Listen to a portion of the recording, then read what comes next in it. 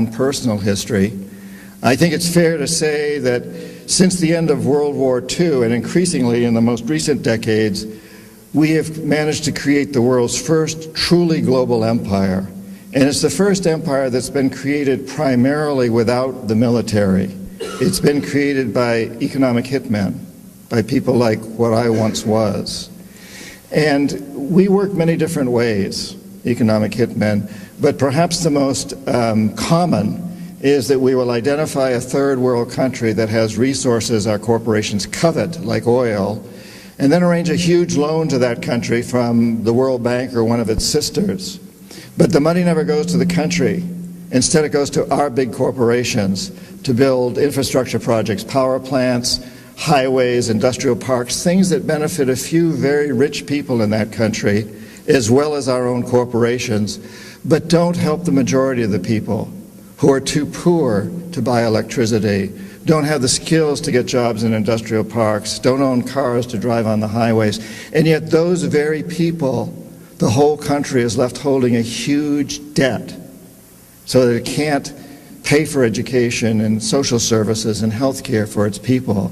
In fact, the debt is so huge by intent that at some point we economic hitmen go back and we say, listen, you owe us a lot of money. You can't repay your debts, so sell your oil real cheap to our oil companies without regard to the environment. Vote with us on the next critical United Nations vote. Send troops in support of ours to some place in the world like Iraq. And in that way, we've created this empire. On the few times when we economic hitmen fail, as I talk about in the books, as I failed in Ecuador with Jaime Roldos and in Panama with Omar Torrijos, then the jackals go in. And these are men, maybe a few women, who overthrow governments or assassinate their leaders.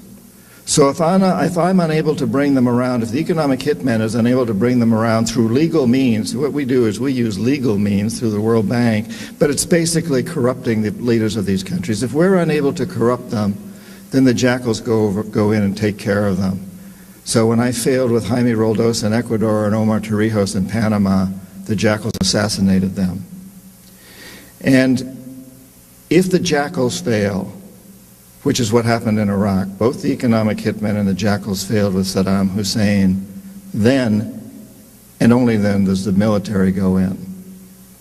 So this is the first empire in the history of the world that's been created primarily without the military. The military only as a last resort. And I think there's something extremely dangerous about this. It's not just that it's pathetic, it's not just that it goes against all of our most sacred documents.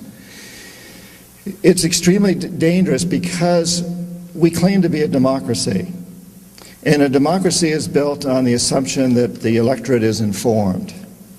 And if the electorate doesn't realize what we're doing internationally, if the electorate doesn't understand the main basis of our foreign policy, which is what I've just described, then the electorate is not informed and therefore cannot vote intelligently.